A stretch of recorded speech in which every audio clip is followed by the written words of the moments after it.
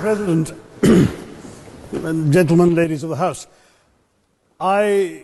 standing here with 8 minutes in my hands and at this venerable and rather magnificent institution, I was going to assure you that I belong to the Henry VIII School of Public Speaking, that as Henry VIII said to his wives, I shall not keep you long. But now finding myself the seventh speaker out of 8 in what must already seem a rather long evening to you, I rather feel like Henry VIII's last wife. I more or less know what's expected of me, but I'm not sure how to do it any differently.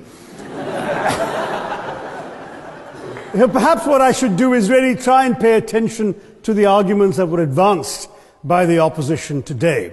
We had, for example, Sir Richard Ottaway suggesting, challenging the very idea that it could be argued that the economic situation of the colonies was actually worsened by the experience of British colonialism. Well, I stand to offer you the Indian example, Sir Richard. India's share of the world economy when Britain arrived on its shores was 23%.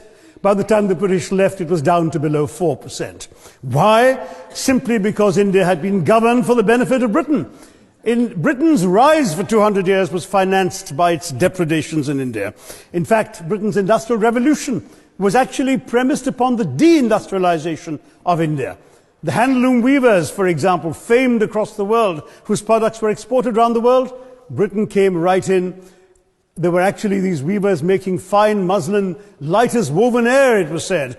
And Britain came right in, smashed their thumbs, broke their looms, imposed tariffs and duties on their cloth and products, and started, of course, taking the raw materials from India and shipping back manufactured cloth, flooding the world's markets with what became the products of the dark and satanic mills of Victorian England.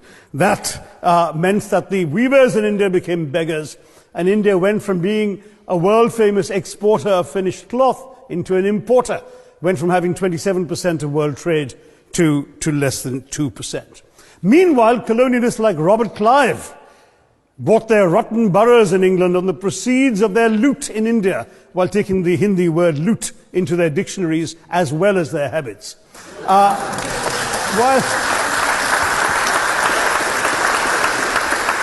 And the British had the gall to call him Clive of India, as if he belonged to the country, when all he really did was to ensure that much of the country belonged to him. By the end of the 19th century, the fact is that India was already Britain's biggest cash cow, the world's biggest purchaser of British goods and exports, and the source of highly paid employment for British civil servants. We literally paid for our own oppression. And as has been pointed out, the wealthy Victorian British families that made their money out of the slave economy, 1/5 of the elites of the wealthy class in Britain in the 19th century owed their money to transporting 3 million Africans across the waters.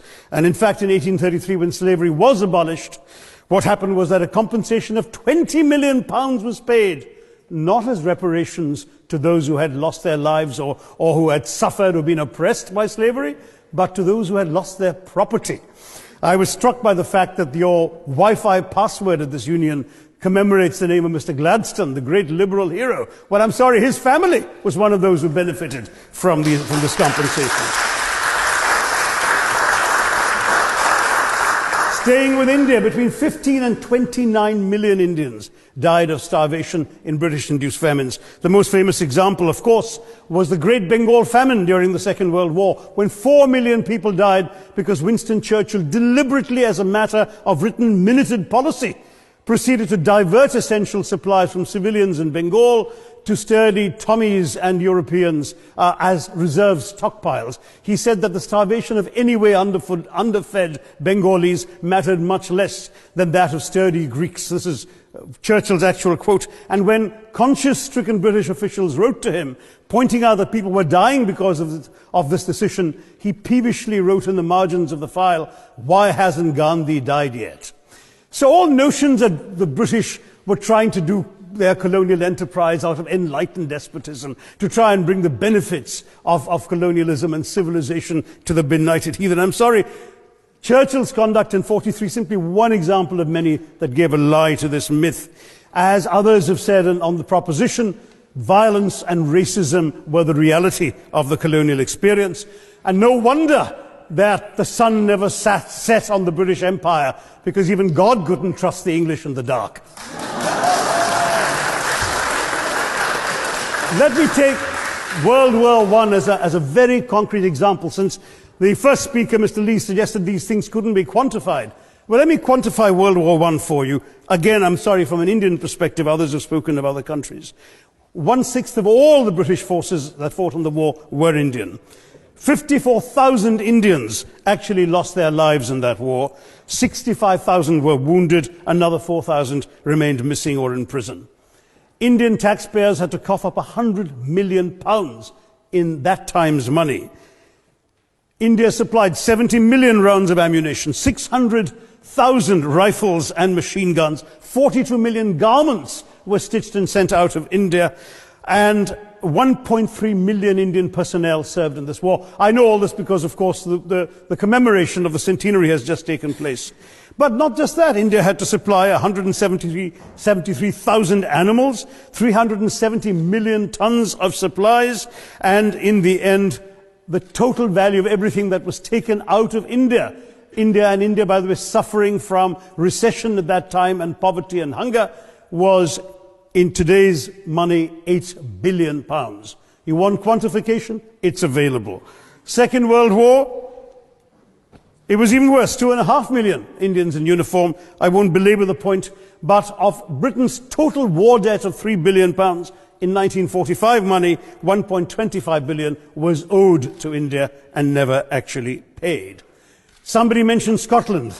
Well, the fact is that colonialism actually cemented your union with Scotland. You know, the Scots had actually tried to send colonies out before 1707. They'd all failed, I'm sorry to say. But then, of course, came union, and India was available, and there you had a disproportionate employment of Scots. I'm sorry, Mr. Mackenzie has to speak after me. Engaged in this colonial enterprise as soldiers, as merchants, as agents, as employees, and the earnings from India is what brought prosperity to Scotland, even pulled Scotland out of poverty. Now that India is no longer there, no wonder the bonds are loosening. Now, we've heard other arguments on this side. There's been a mention of the railways. Well, let me tell you, first of all, as my colleague, the Jamaican High Commissioner, has pointed out, railways and roads were really built to serve British interests and not those of the local people. But I might add that many countries have built railways and roads without having had to be colonized in order to do so.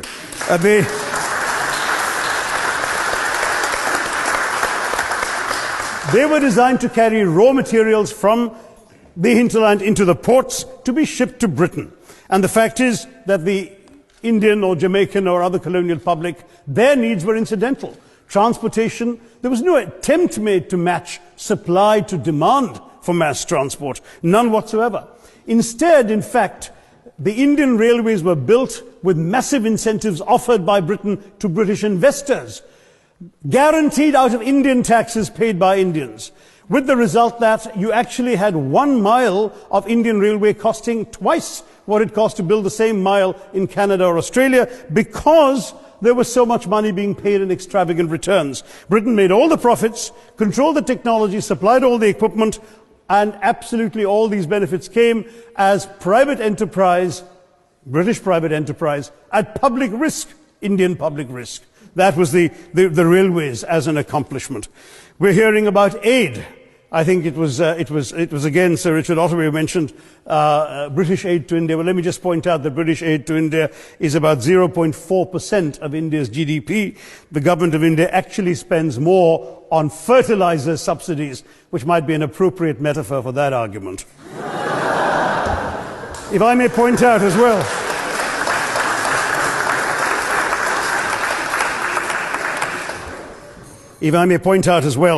that as my fellow speakers from the proposition have pointed out, there have been incidents of racial violence, of loot, of massacres, of bloodshed, of transportation, in India's case even of one of our last Mughal emperor.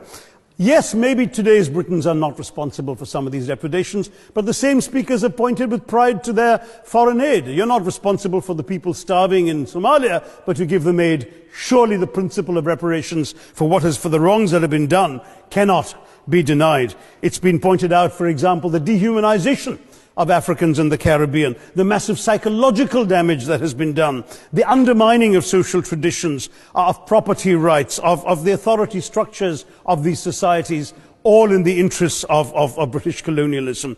And the fact remains that many of today's problems in these countries, including the persistence, in some cases the creation of racial and ethnic and religious tensions, were the direct result of the colonial experience. So there is a moral debt that needs to be paid. Someone challenged reparations elsewhere. Well, I'm sorry, Germany doesn't just give reparations to Israel. It also gave reparations to Poland. Perhaps some of the speakers here are too young to remember the dramatic picture of Chancellor Willy Brandt on his knees in the Warsaw Ghetto in 1970. And there are other examples. There is Italy's reparations to Libya. There's Japan's to Korea. Even Britain has paid reparations to the New Zealand Maoris.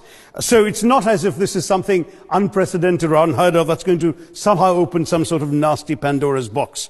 No wonder Professor Lewis reminded us that he's from Texas. There's a wonderful expression in Texas that summarizes the arguments of the opposition: all hat and no cattle. Now, if I can just quickly look through the other notes I was scribbling while they were speaking. There was reference to democracy and rule of law. Let me say with the greatest possible respect, it's a bit rich to oppress, enslave, kill, torture, maim people for 200 years and then celebrate the fact that they're democratic at the end of it.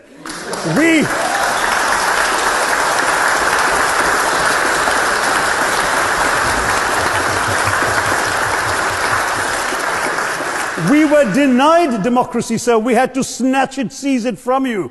With the greatest reluctance, it was conceded in India's case after 150 years of British rule, and that too with limited franchise. Yes, indeed, ma'am. The opposition spoke quite highly of Greek and Athenian democracy on which the West should pride itself, and spoke of liberty and equality in that same name. The Athenian democracy was only functioning because of the slave society on which it was built. That's the nature of colonisation. All right, I don't think that needs contradiction, not from me at any rate. But if I may just point out, I think the argument made by a couple of the speakers, the first speaker, Mr. Lee in particular, conceded all the evil atrocities of colonialism, but essentially suggested that reparations won't really help. They won't help the right people. They'll be used as a propaganda tool. They'll embolden people like Mr. Mugabe. It's always nice how in the old days, I'm sorry to say that the people of the Caribbean used to frighten their children into behaving and sleeping by saying Sir Francis Drake would come after them. That was a legacy of that. Now it's Mugabe will be there. So this is the new sort of Sir Francis Drake of our times. The fact is very simply, sir, that we are not talking about reparations as a tool to empower anybody. They're a tool for you to atone for the wrongs that have been done. And I am quite prepared to accept the proposition that you can't put a monetary sum on the kinds of horrors people have suffered. Certainly no amount of money can expiate the loss of a loved one, as somebody pointed out there. You're not going to be able to figure out an exact amount. But the principle is what matters. The fact is that to speak blithely of sacrifices on both sides, as an analogy was used here, a burglar comes into your house, ransacks the place, stubs his toe, and you say, well, there was a sacrifice on both sides. That, I'm sorry to say, is not an acceptable argument. The truth is that we are not arguing specifically that vast sums of money need to be paid. The proposition before this House is the principle of owing reparations, not the fine points of how much is owed, to whom it should be paid. The question is there a debt? Does Britain owe reparations? As far as I'm concerned, the ability to acknowledge a wrong that has been done, to simply say sorry, will go a far, far, far longer way than some percentage of GDP in the form of aid. What is required, it seems to me, is accepting the principle that reparations are owed. Personally, I'd be quite happy if it was £1 a year for the next 200 years after the last 200 years of Britain and India. Thank you very much, Madam President.